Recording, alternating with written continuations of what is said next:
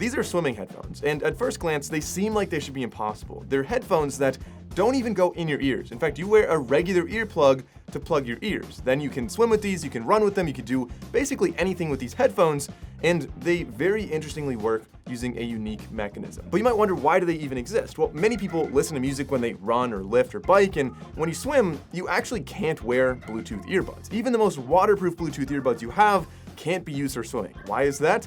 It's not because they fall out, it's not because of the water rating, and it's actually not related to comfort at all. In fact, it's actually because Bluetooth simply doesn't work in water. In addition to that, normal speakers need air to produce sound in your ears. Now combine that with an hour-long swim workout and less to look at than any other sport, and you have yourself an incredibly boring workout. And I understand some people appreciate the kind of meditative opportunity, but I was really interested in trying these new swim earbuds that everybody was talking about. And spoiler, they're actually way better than I expected. Well, in most ways they're better, but let's rewind a bit. I mentioned that when I first saw these, they seemed like they should be impossible, or at least they seemed like they would absolutely suck. The idea is that you wear regular earplugs, just like silicone plugs in your ear, and then you hang these over your ears, and the music plays through a technology called bone conduction. So they have these little pads, and the vibrations transmit from the pads to the hard bone in front of your ear, and then your ears are able to register that as a regular sound. And weirdly enough, these are supposed to sound better when, one, you wear earplugs, and two, they're supposed to sound better when you're in water as well, because water actually acts as a great conductor here. So this was just very fascinating to me, and I had to try them. Now, there are a lot of options out there, some from random brands you've never heard of. Shox is probably the biggest brand, and then Suunto, I would say, is probably the second biggest brand in the space, and that's the one I ended up going with for this video. This is, by the way, not a sponsored video at all. I'm gonna talk about pros and some cons with these, but I ended up getting both versions right here. We have the Suunto Aqua, which I've been using for about a month and a half now, and then I wanted to try the Suunto Aqua Lite, which are $30 cheaper. They're clearly a bit smaller. I think they look a little better as well, and I'll talk about some of those differences later in the video. But let's get back to the big picture of swimming earbuds. So how are these worn? How do they interact with goggles and swim caps and things like that? Well, when you're swimming, a swim cap doesn't interact with them at all, as you might guess. The goggles are generally a little bit higher above your ear, and because these have such a thin little wire that sits right above your ear, there's really no interaction with that at all.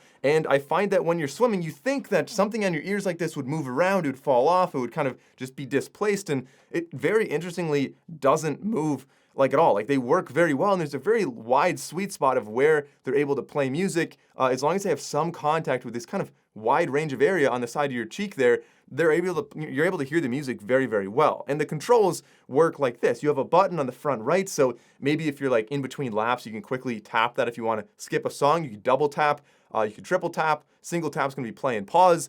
And then the other buttons are behind your right ear here. You have volume up, you have volume down, and kind of not the most intuitive controls there. You can tap and hold the front one to turn them on. You can tap and hold the back one, and that'll switch into offline mode, which I haven't really gotten into that yet. But I'll explain how these overcome that Bluetooth situation in a minute. But getting back to just using these, the first time I used these in a pool, I genuinely thought everyone in the pool could hear my music. Like, it felt so loud. It felt like the entire pool had a jumbo speaker in there, and the music was loud, it was full, it was surprisingly clear, but nobody else in the pool could hear it except for me. So I was really shocked the first time I used these just by what the music actually sounded like when I was swimming. But getting back to that original issue I mentioned about the Bluetooth audio. Remember, Bluetooth can't go through water, so how do these overcome that? Well, they absolutely can work as Bluetooth earbuds when you're not in the water if you want to run around or, go biking with these. I'll talk more about that later. But if you're going to be swimming, you need local music files, and this was my first hurdle. I have maybe 7 or 8 albums on my computer, so I started off with those. I wanted to use Spotify or Apple Music and just download music from my phone to the headphones, but unfortunately, you cannot do that. And for some people, I understand that could totally be a deal breaker. But if you have old CDs around, or if you have MP3 files, maybe you have ways to get, maybe you want to buy them online, maybe you want to download some free concerts online. There's different ways to get music. And like I said, I have about 7 or 8 albums on my computer that are, for situations kind of like this, if I'm testing tech that needs local files. So I put those on here. Unfortunately, it didn't work very well from my Mac. My Mac was not playing nicely with these headphones. So instead, what I had to do is connect them to a Windows laptop, and it actually worked quite well. Now, interestingly, it really seems like the best way to do this would be on your phone since you already have an app. The app already connects to these, and this was a little frustrating to me. I know it's kind of a one-time thing that you'll be, pushing a bunch of music to this, but it feels like an outdated way of doing it. It feels like today you should be able to connect to your phone, which you can. These do connect to your phone, and there is an app for that. But you don't have the option to really push music to the headphones easily, especially not from Spotify or anything like that. Like you cannot use offline Spotify on these headphones. The best way to do it really is to plug in a USB cable to a laptop or a desktop. And another thing to note is these have a surprising amount of storage. They have 32 gigabytes on them. Actually, both models have that, so that is way more than enough for me. Easily able to get a ton of music on these. But when you're playing back the music, here's another complaint of mine. So I really like the way these work. I like the way they sound, but the way they kind of manage the music so far has been an issue, and it's no surprise that it continues. You kind of really struggle to have playlists or shuffling music or have it play by artist or other ways to organize your music. And don't get me wrong, I'm happy to just have music in the pool, but like the iPod Shuffle was probably the most frustrating Apple device ever released, and this is a lot like that in many ways. And I believe there is a way, it's not intuitive at all, but I believe there is a way to go into the app and switch to Shuffle as opposed to just chronological playing the songs. I think you can also reorder some playlists on your computer and move them over here. I haven't had the time for that. Normally I go to the pool, I want to use these. I don't want to mess around on my phone kind of switching settings and setting up playlists. Like, I just want this to be able to work, and I think it'd be great if you could kind of just like triple tap or quadruple tap or whatever and switch to Shuffle or play by artist or something like that. At least right now, I've been playing everything just in order, the way I put it over from my laptop over to these headphones. They play by album in order like that. Now I want to talk more about the sound quality and my experience with them, but let's talk about the app. I mentioned the app. Let's open up the app, and this is just a regular Suunto app. Suunto makes like sports watches and a lot of kind of fitness-oriented products, and so if you get the app, you can very easily add these headphones. So in the app, I'm going to show you the Suunto Aqua. The Aqua Lite doesn't have as many features, but essentially you're going to control it in a similar way. So in the app, you just get the Suunto app.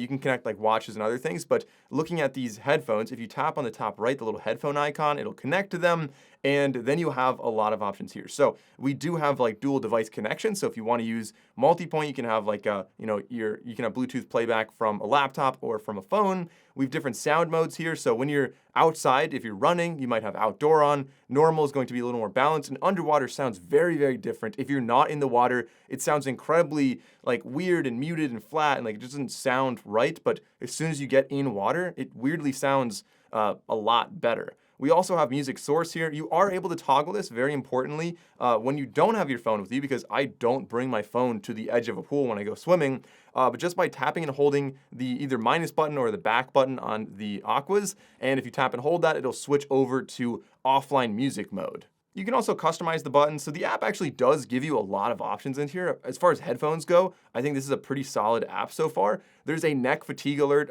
if you're, say, biking and you're looking down too much, or if you're just working at your desk and you look down too much, it'll notify you that. That is only on the Suunto Aqua. The Aqua Lite doesn't have that accelerometer to detect when you're moving your head like that, so that's why it doesn't have all the same features. And speaking of that, this can also track things like pool swimming, open water swimming, and I believe jump rope as well.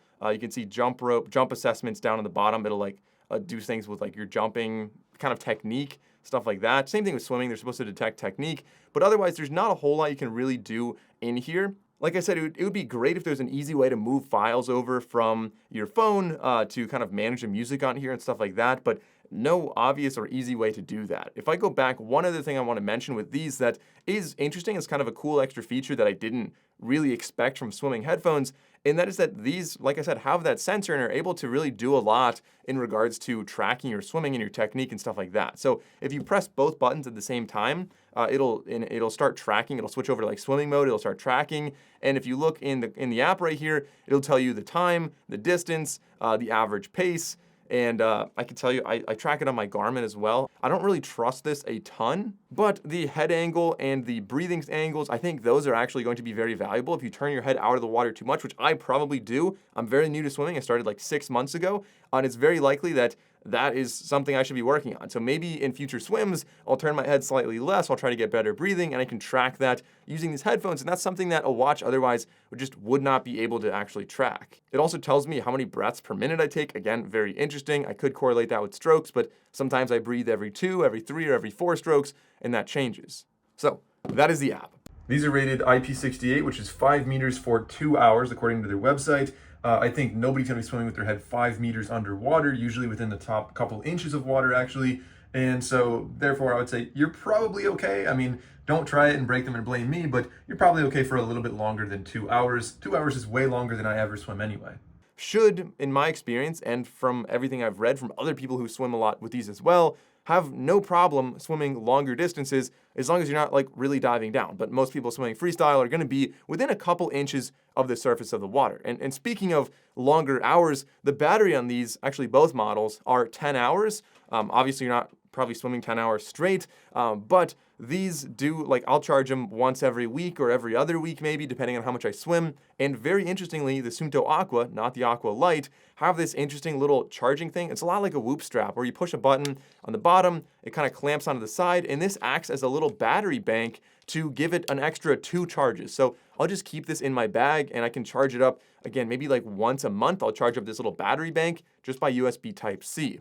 The Aqua Lite, you charge up with a special cable that has 4 little nodes there, which is a little unfortunate. It's a lot easier to lose, and if you lose it, it's a proprietary cable. You're gonna have to buy another one. So I talked a little bit about comfort earlier on in this video, but both models have a titanium frame and a silicone body, so they're very, very light, they're very flexible, and they're not super adjustable. I've seen other swimming models that you can kind of like move the earpiece here, and it'll kind of readjust it. These seem to be pretty constant in that one position. So I put them on and they do sit well on my head, on my ears. I've had my wife try them on and they work very well for her as well. So I think that for most people out there, because it's a pretty large sweet spot, they should be very comfortable. They never ever fall off for me. I've done open water swimming, pool swimming. I've done a lot of different stroke types in the water and they always stay on very well. So I haven't really talked about audio quality yet. We have to split this into outdoor use and then underwater use. So underwater, you're not going to be looking for audiophile quality audio. You want to make sure that there's a good balance. You can hear bass, you can hear instruments, and it's intelligible. So you can hear vocals, maybe you're listening to a podcast or something like that. And I have to say, they definitely deliver on that. The audio quality is quite impressive in my opinion, considering you're underwater. And of course, if you are turning a lot and splashing around, that can kind of distract. So I have these usually at around 70% volume. If you turn them, like they definitely do get quite loud, where you're not going to be hearing splashing nearly as much. But again, depending, like in the ocean, for example, I have not tried swimming in the ocean with these, and maybe they're going to be a little harder to hear audio when there's that other background sound. But again, with earplugs, it helps a ton. And in the pool, I can hear vocals, I can hear the whole balance sounds pretty solid on these, even though I didn't see an EQ in the app anywhere. That is underwater mode. Now, in order for these to be worth the price, they need to be functional both underwater and in other use cases. So, like I said, these work as regular Bluetooth earbuds when not in the pool. They have dual device connection, you can connect to your phone, a smartwatch, lots of different things. But when I'm wearing these, if I'm like running or biking or something like that, they don't have the best audio quality then. They're great for like runners, cyclists, or hikers that need to hear their surroundings for safety. And sure, you can still hear everything just fine, but it's never going to be as good, in my opinion, as earbuds that actually go in your ears in terms of audio quality when you're not in a pool. That said, my only other complaint when you're working out with these, not in a pool, sure, they're very secure, they're great, they stay on very well, and they have a nice battery life, and they don't move at all when you're running. But sunglasses, again, sitting on top of your ear there could be a slight problem, depending on what kind of sunglasses you're wearing. A lot of cycling sunglasses are pretty fine, but if it's like more of a wiry type one or something that doesn't have a really grippy fit on your head, that could potentially be a problem. Now, I want to get into 2 tests here. So the first test is going to be a microphone test. As you can hear right now, this is actually the audio from the microphone on these headphones. Even though these are really meant for swimming, if you're having to take a phone call, you're wearing these maybe on a run or something like that, this is what it would sound like. Leave a comment down below and let me know what you think of these microphones. Now, the final test is going to be a sound bleed test. Because these are not going in your ear, I always wondered how much other people would hear around you. So start off on 50% volume. It's a pretty comfortable volume when I'm just sitting indoors like this. Now let's go up to 75%.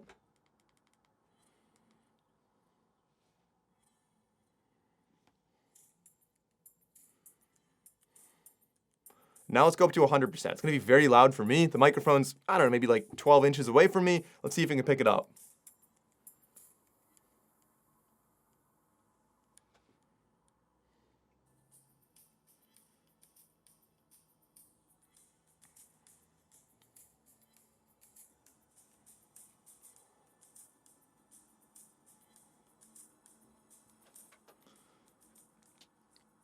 So yeah, not a ton of sound bleed on these unless you're going to maximum volume. I will note that especially on dry land, you feel a vibration on your cheekbone there that may be a little uncomfortable or weird for some people at very high volumes.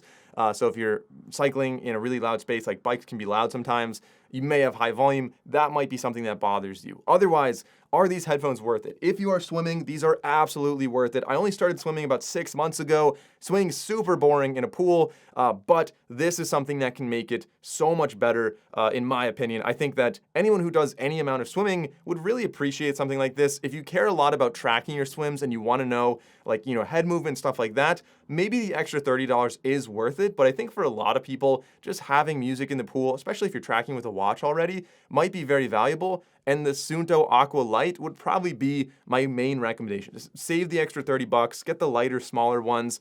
And sure, they don't have the little battery bank with them, but I think 10 hours per charge is probably more than enough for most people. You charge them maybe once a week before you go to the pool. So that's my take on swim earbuds. Really cool technology. There's still some room for improvement, and I'm excited to see where this goes, but leave a comment down below and let me know if I should compare these to any other headphones out there, whether they are from Shocks or another brand. I'd be happy to do it.